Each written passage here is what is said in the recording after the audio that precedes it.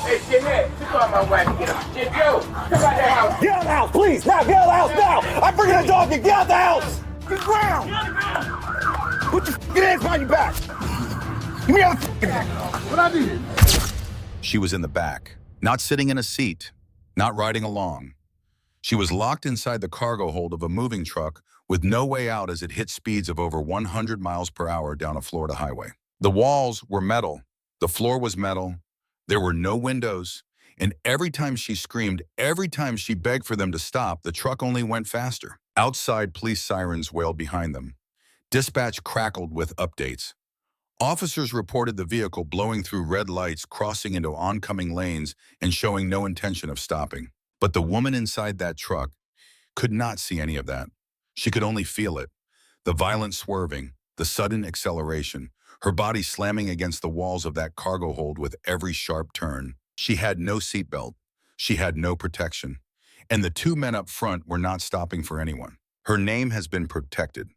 But her experience, the fear, the pain, the moment she had to decide whether what was happening to her had a name, that experience belongs to this story. This is what happened on September 15th, 2023 in Miami Gardens, Florida. And before this night was over, a woman would walk away with a back injury, two men would be in handcuffs, and the question of whether a crime had even taken place would become one of the most complicated parts of the whole case. Stay with me, because this one is not what it looks like. And that is what makes it so disturbing. Miami Gardens does not sleep. It is a city of nearly 110,000 people embedded in the northern stretch of Miami-Dade County. It is the kind of place where convenience stores stay open past midnight, where the hum of traffic never fully disappears, and where a gas station at any hour is a meeting place as much as it is a fuel stop. September in South Florida is still summer. The air is heavy. The nights are warm. The kind of warmth that makes people restless, keeps them outside when they maybe should have gone home. On the evening of September 15th, two men were behind the wheel of a rented U-Haul truck. The truck itself was nothing unusual. U-Haul vehicles are everywhere in this part of Florida. People move constantly here. Families relocating, students shifting apartments, small businesses hauling furniture or equipment from one part of the county to another. The truck was a standard cargo model, the kind with a big orange cab, a long box body, and that distinctive profile that blends into traffic without a second glance. Nobody looks twice at a U-Haul. That invisibility would matter tonight. The two men inside were Joe McKenzie, 39 years old, and Brandon Spivey, 35. They were not strangers to law enforcement. Their records, which would come out in full later, painted a picture of two men who had spent significant portions of their adult lives in contact with the criminal justice system.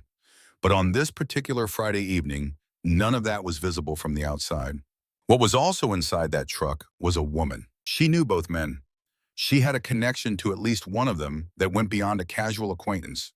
In fact, one of these men was the father of her child. How she came to be in the back of that truck in the cargo hold in the dark on a Friday night in Miami Gardens, that question sat at the very center of everything that would follow. At some point during the evening, the three of them ended up at a gas station in Miami Gardens, a gas station that had cameras, a gas station where other people were present. And at that gas station, something happened that made a bystander reach for their phone and dial 911. The call was brief. The caller reported what they believed they were seeing: a woman being taken against her will, placed inside the back of a U-Haul truck. That call changed everything that came next. There is always a moment, a point in the timeline where everything could have stopped, where one decision made differently leads to a completely different outcome, where someone says, "No, wait, let us think about this." This was that moment. The woman was in the cargo hold. Whether she got in willingly or unwillingly is something only she and the two men in the cab truly know. But what the responding officers would later document, and what the woman herself would confirm in her own words, was that at some point during that evening, she wanted out. She wanted to stop. She wanted the truck to pull over so she could get out. That part is not disputed. Maybe it started as an argument. Maybe there was a disagreement that had been simmering for hours before they ever reached that gas station. The domestic dynamics between the woman and at least one of these men were complicated in ways that outsiders rarely get to see clearly. But here is what we know: the 911 call went out. Dispatch relayed it. Officers in the area were alerted to look for a U-Haul truck leaving the gas station in Miami Gardens. And when police first made visual contact with the vehicle, They activated their lights. That was the first wrong choice, not by the police, by Joe McKenzie and Brandon Spivey. They did not pull over. In a split second, the driver made a calculation. Maybe it was panic. Maybe it was instinct shaped by a lifetime of bad experiences with law enforcement. Maybe there was something else going on in that truck that they did not want discovered. Whatever the reason, the driver pressed down on the accelerator instead of the brake. And in the back, the woman felt the truck lurch forward. She had no idea police were behind them. She had no idea a 911 call had even been made. All she knew was that she was in the dark. She had been asking to get out, and now the truck was moving faster. She started screaming, and the two men in the front said nothing back. It happened fast. From the moment police activated their lights to the moment the chase reached full speed, it took less than 60 seconds. The U-Haul hit 100 miles per hour. Let that number sit for a moment. 100 miles per hour in a box truck, in a residential county, at night. 100 miles per hour in a cargo vehicle that was never designed for speed.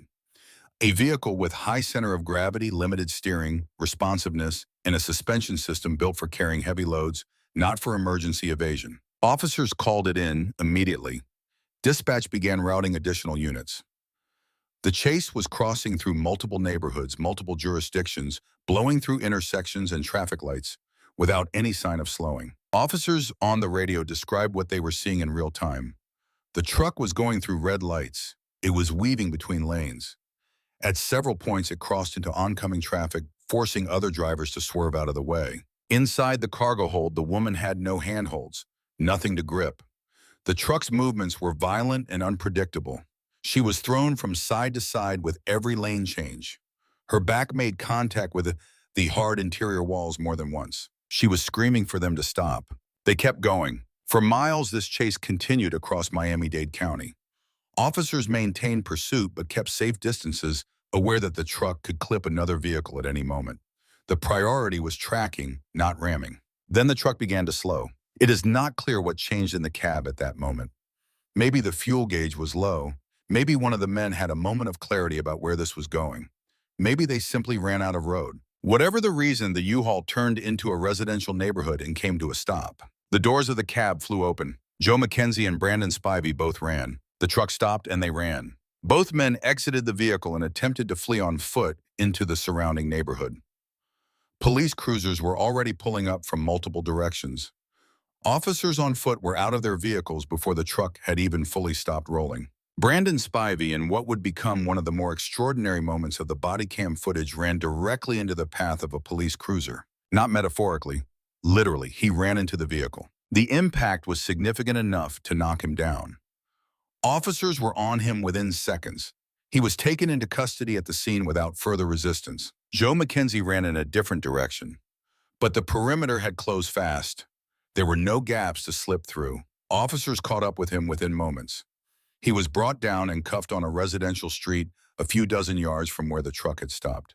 Both men were on the ground in handcuffs. The chase was over, but the investigation had only just begun. Because now police turned their attention to the cargo hold. The back of the truck was still closed. Officers approached the rear of the vehicle carefully and pulled open the cargo door. Inside was the woman. She was alive. She was disoriented. She was in pain. Her back had been injured during the chase. The repeated impacts against the walls of that metal box with no cushioning and no way to brace herself had left her with a back injury that would require medical attention. Officers helped her out of the truck. And then she said something that no one on scene was expecting. She said she was not kidnapped. She knew these men. One of them was the father of her child. She denied that she had been taken against her will. But then in almost the same breath, she described something else entirely. She told officers that during the chase, she had repeatedly asked them to stop. She had begged them to pull over so she could get out, and they had refused. The officers listened carefully. The situation had just become significantly more complicated. The body cam footage captured all of it. The flashing lights, the woman being helped out of the truck, her voice unsteady trying to explain what had just happened to her. And back at the precinct, the detectives who would take over this case were already looking at a very specific legal question. What is the difference between a kidnapping and a false imprisonment? The answer to that question would determine everything. The interrogation room is a study in psychology. It is designed to feel neutral, but nothing about it is neutral. The lighting is flat and unforgiving. The table is bolted down. The chair on the suspect's side is slightly less comfortable than the one facing it. These are not accidents. Joe McKenzie and Brandon Spivey were processed, photographed, and interviewed separately. Their criminal records had already been pulled.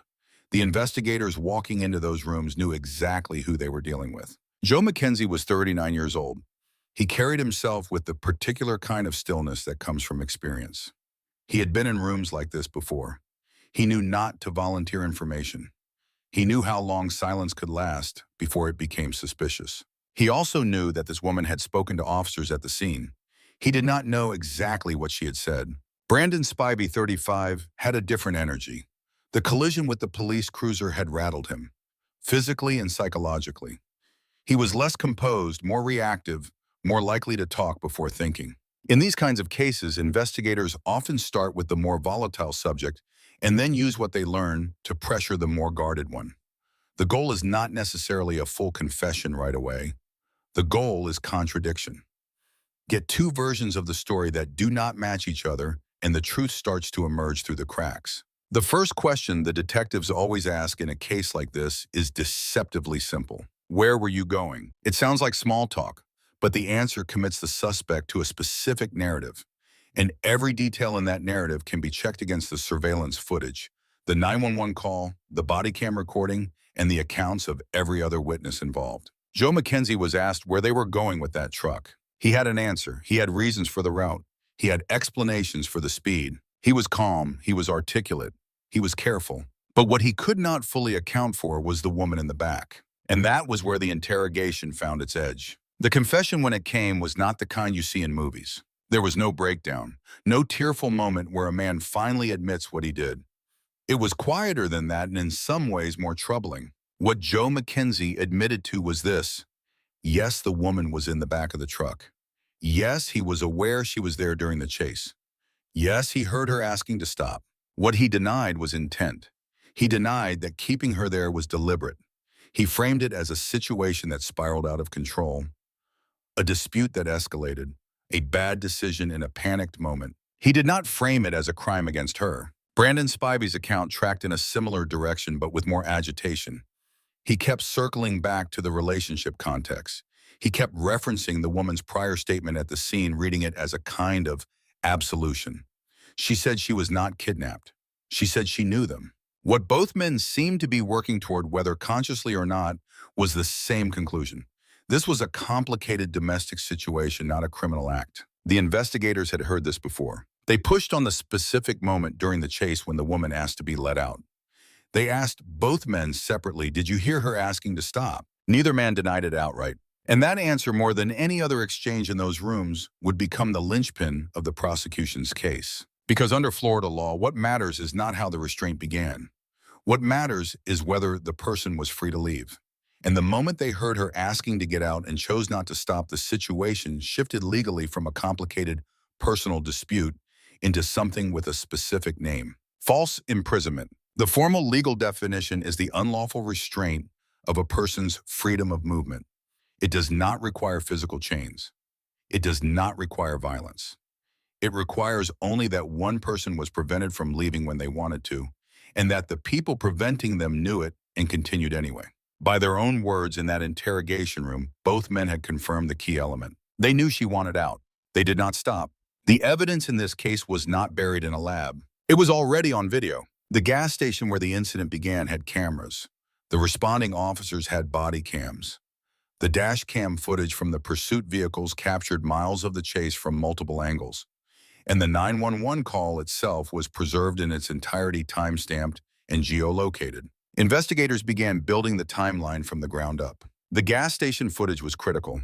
It showed the moments before the truck left.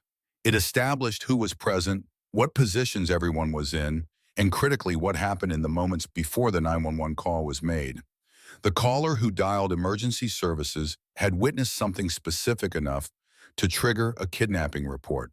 That footage would either confirm or complicate their account. The body cam footage from the arresting officers was reviewed in full. The woman's condition when she was removed from the cargo hold was documented. Her back injury was consistent with having been thrown against a hard surface repeatedly at high speed, exactly as she described. The pursuit footage showed the route, the speeds, the intersections that were blown through the oncoming traffic that was endangered. It was not a short chase. This was a sustained, high-speed flight across multiple neighborhoods in Miami-Dade County. When investigators looked at the criminal histories of both men, they found extensive records, prior arrests, prior convictions, a pattern that suggested familiarity with evasion with the system and with the kinds of decisions people make when they calculate that stopping has higher personal costs than running. The forensic team examined the interior of the cargo hold, the metal walls, the floor, looking for trace evidence consistent with the woman's account. And then there were the charges to construct. This is the part of any investigation where prosecutors and detectives have to translate human events into legal language. It is precise work. Every charge must be tied to a specific legal statute supported by specific evidence and capable of surviving a defense challenge. The list they assembled was substantial: unlawful imprisonment, fleeing and eluding law enforcement, resisting arrest, reckless driving, aggravated assault by way of vehicle given the endangerment of other drivers during the chase. And when the records of both men were factored in, the potential sentences grew significantly. Florida's habitual offender statutes allow for enhanced penalties when a defendant has prior felony convictions. Both men had prior felony convictions. The case was building into something with real weight. But the complicating factor, the one that every attorney on every side of this case would have to navigate, was still the woman's statement. The woman who was in the back of that truck, the woman who was injured, the woman who said standing at the scene in the parking lot of a residential neighborhood at night that she had not been kidnapped. Her voice was part of the evidence too, and her voice made this case harder, not easier to resolve cleanly. When the charges came down, they came for both men equally. Joe McKenzie and Brandon Spivey were both charged with unlawful imprisonment. This is a felony under Florida law. It carries a sentence of up to 5 years in state prison per count, depending on the circumstances and the defendant's prior record. They were both charged with fleeing and eluding a law enforcement officer at high speed, which under Florida Statute 316.1935 becomes a felony when the vehicle exceeds 100 miles per hour or when the driver drives recklessly while attempting to evade. The pursuit footage confirmed both elements. A conviction on this charge alone can carry up to 5 years in state prison, and when serious bodily injury is involved, the enhancement can push the sentence to 15 years. They were both charged with reckless driving. This charge accounts for the endangerment of every other driver on those roads during those miles of pursuit. Joe McKenzie, as the driver, faced additional charges related to the operation of the vehicle. The role of operator carries specific legal weight when a pursuit results in bodily injury to an occupant. Brandon Spivey faced his own additional complications. His direct physical collision with a police cruiser during his foot flight from the scene added a resisting arrest charge to his file. When you stack these charges on top of the prior felony convictions both men already carried, the sentencing exposure became significant. Under Florida's habitual violent felony offender statute, a court can impose extended prison terms beyond the standard maximum for each charge. Both men had records that qualified. For Joe McKenzie, the range of potential prison time when prosecutors calculated all charges together, with prior record enhancements, ran from several years into the double digits. For Brandon Spivey, similar exposure. His additional charges and his own prior record placed him in roughly the same position. And there was the woman's injury to factor in. A back injury sustained during the chase is a documented consequence of what they did. That injury is not abstract. It is medical record evidence. It anchors the charges to a real and measurable harm.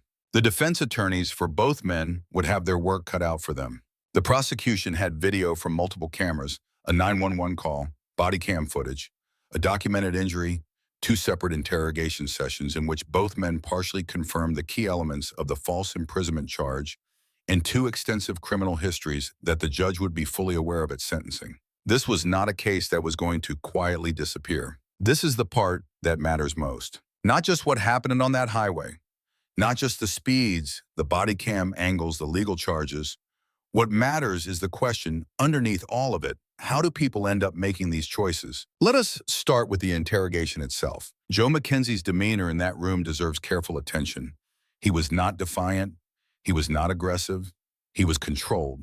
He managed information, deliberately offered just enough to seem cooperative without committing to anything that directly damaged his defense. This is a known behavioral pattern in individuals who have had significant prior contact with the criminal justice system. It is called strategic compliance. You appear to engage, you appear to be forthcoming, but you are actually managing the narrative with precision. The specific technique McKenzie seemed to employ was reframing. Every question about what happened was answered within the frame of relationship context. It was complicated. Things got out of hand.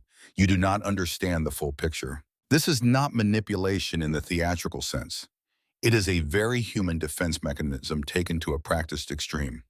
When people feel that the true framing of a situation would condemn them, they work to establish an alternative frame before the questioner can lock in the damaging one. What experienced interrogators do in response is something called anchoring. They take the subject back to specific moments, specific actions, and ask for very narrow, granular responses. Not what was the general situation, but what did you do at this exact moment? That is when the wall breaks. Because in the general narrative, a person can maintain the reframe. In the specific moment, they often cannot.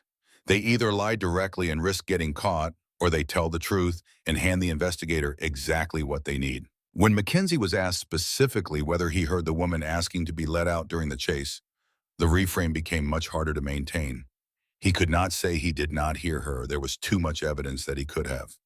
The truck cab and the cargo area are not soundproof.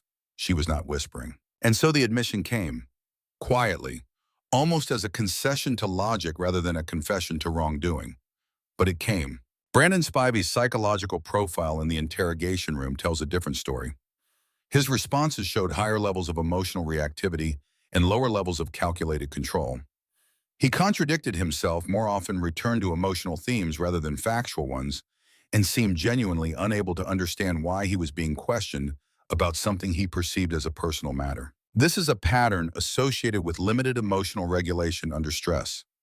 When people with this profile encounter high-stakes questioning, they often cycle through a predictable sequence: denial, deflection, appeal to relationship context, then a kind of frustrated surrender where they say something along the lines of, "I do not understand why this is even a crime." That last moment is psychologically significant. It is not an admission of guilt in the legal sense, but it reveals something important. The subject does not recognize the harm caused as a harm.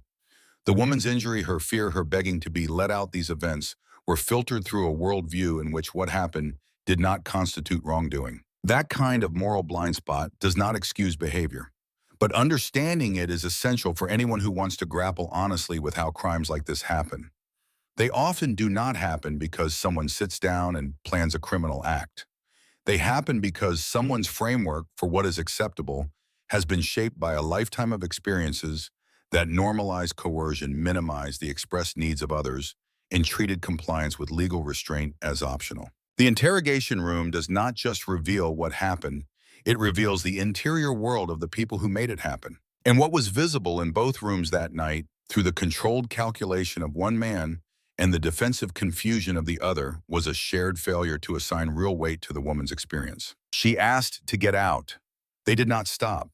That simple sequence in their own minds had not registered as an act that required justification. That gap between their self-perception and the reality of what they did to her is where the true crime lives. Before we go any further, we need to stop, not to review more footage, not to examine more evidence, but to think carefully about the woman at the center of this case. Her name has not been released publicly, and it will not be shared here. That choice is intentional, and it is important. She is not a prop in this story. She is not the unnamed victim who exists only to give the perpetrators something to be perpetrators with.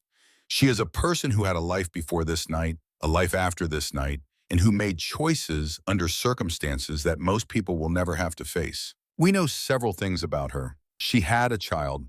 One of the men in that truck cab was that child's father. That fact alone tells us that the relationship history between her and at least one of these men was long, complicated, and carried the kind of emotional weight that does not simplify into clean narrative categories. We know that when she was placed in the back of that truck, she was in a situation where the people she knew, people connected to her family, to her child's upbringing, were the ones putting her there. We know that during the chase in the dark in the metal box at 100 miles per hour, she was alone. We know she was injured. And we know that when the cargo door opened and the officers helped her out, one of the first things she said was a denial. She was not kidnapped. She knew these men. There are entire libraries written about why people in her position say exactly that. The fear of retaliation, the fear of losing access to the father of her child, the fear of what comes after if she says out loud what just happened to her. The complex emotional architecture of a relationship that contains both genuine connection and genuine danger. When a woman says she was not kidnapped by someone she knows, that statement should never be taken simply at face value, and it should also never be dismissed as a lie. It is almost always both true and incomplete at the same time. She was not taken by a stranger. That part was true. She had a history with these men that the word kidnapping does not capture cleanly. But she also spent miles of a high-speed chase asking them to stop being thrown against the walls of a cargo hold and sustaining a physical injury that she would carry out of that truck with her. Both of those things are true simultaneously. She navigated a deeply difficult situation under extreme conditions, and she walked out of that truck having survived it. That is not a small thing. She deserves to be seen in full, not just as the victim that the charges require, not just as the complicating factor that the defense will use, but as a human being who had to figure out in real time how to survive a situation she did not create and could not control. Whatever happened before that gas station and whatever happens after in her life this night is not her fault. That is the thing to hold on to. Cases like this one do not exist in isolation. They are the visible point of a pattern that runs much deeper. And if we only focus on the chase, the charges, the courtroom, we miss most of what this story has to teach us. The first lesson is about the phrase domestic violence. We tend to hear that phrase and picture a very specific image, a physical assault, bruises, a hospital report. But the reality of coercive control, which is the broader term for the patterns of behavior that this case reflects, is that it rarely looks like that on the surface. Coercive control is about limiting someone's freedom in ways that may not leave visible marks. It is about making someone feel that they cannot leave, cannot speak up, cannot ask for help without consequence. It is about using existing relationships, shared children, financial ties, emotional history as tools to manage and constrain another person. What happened in the back of that U-Haul is a vivid, legally actionable example of what coercive control looks like in a single compressed moment. She asked to get out. They did not stop. That is it. That is the whole thing. And it resulted in a back injury, miles of terror, and a woman who, even after surviving it, had to weigh whether to speak the full truth to the people who were trying to help her. The second lesson is about accountability and criminal history. Both Joe McKenzie and Brandon Spivey had extensive prior records. This is not mentioned to stack the narrative against them. It is mentioned because it is relevant to a systemic question: what happens to people who cycle through the criminal justice system repeatedly without the pattern changing? Studies on recidivism, the rate at which people reoffend after incarceration, consistently show that incarceration alone without intervention in the underlying behaviors rarely breaks the cycle. Both men had been through the system before, and on the night of September 15th, 2023, they made the same kinds of choices that had put them in that system in the first place. That is not simply a personal failing. It is also a policy failure, a failure of systems that repeatedly process people without addressing the root patterns. That is not an excuse, but it is context that matters if we want to prevent the next one. The third lesson is about bystanders. Someone at that gas station saw something that concerned them enough to call 911. That call set everything in motion. Without it, there would have been no pursuit, no arrest, no documentation, no charges. The person who made that call had no way of knowing whether they were witnessing something truly dangerous or misreading a situation. They made the call anyway. In cases involving potential violence or coercive control, that impulse to make the call, even when you are not completely sure, can be the difference between an incident that is documented and one that disappears. The fourth lesson is about the legal framework around false imprisonment. Many people hear the word kidnapping and imagine something extreme: a stranger, a vehicle, a long distance, a ransom. The legal category of false imprisonment exists precisely because coercion and unlawful restraint happen far more often in the context of existing relationships than they do in stranger scenarios. You do not have to be taken across state lines to have your freedom of movement unlawfully denied. You just have to ask to leave and have someone refuse to let you go. That is a crime. That is a serious crime, and it happens every day in relationships and situations that people outside those relationships would not immediately recognize as criminal. The fifth lesson is for anyone in a situation similar to the one the woman found herself in that night. You do not have to call it kidnapping for it to be real. You do not have to have been hurt badly enough to go to the hospital for your experience to matter. You do not have to give a perfect, consistent statement to police the moment you are helped out of the back of a truck for your account to be believed and acted upon. The law exists to protect people in complicated, messy, real situations, not just the clean ones. And there are people whose job it is to help. The truck has stopped. The men are in handcuffs. The woman has been helped out. But the story does not end there. Stories like this one never really end at the arrest. They continue in the courtroom, in the sentencing hearing, in the life of the woman who was in the back of that truck trying to figure out what comes next. When the people who put you there are also connected to your child, your history, your daily life. They continue in the question that this case, like so many others, leaves hanging in the air. What do we owe to people who are being harmed in relationships that the people around them cannot easily see? That bystander at the gas station answered that question by picking up the phone. They did not have all the information. They did not know the full history. They saw something that looked wrong and they called it in. That instinct to not look away, to not tell yourself it is none of your business, that it is probably a misunderstanding, is one of the most important tools we have. Joe McKenzie and Brandon Spivey made choices that night that had consequences for everyone in their path. Every driver whose car they nearly sideswiped on that highway. Every resident of the neighborhoods they tore through. And most of all, the woman in the back of that truck who spent miles of darkness and terror waiting for it to be over. She survived. That is not nothing. In cases involving the dynamics at play, in this one, survival is not guaranteed. The fact that she walked out of that cargo hold injured but alive is a fact that matters. What happens next for her belongs to her. Not to this video, not to the case file, not to the comments section. For Joe McKenzie and Brandon Spivey, the legal process will unfold the way it does. Charges will be addressed. Sentencing will happen. History has already established that neither man is a first offender. But the question worth sitting with is, this was the system doing enough before September 15, 2023? Both men had extensive records. Both men had been through the process before. And on a Friday night in Miami Gardens, they were behind the wheel of a rental truck at a gas station with a woman in the back running from police at 100 miles per hour. Something in that chain failed long before the first police light came on. We do not tell these stories to sensationalize.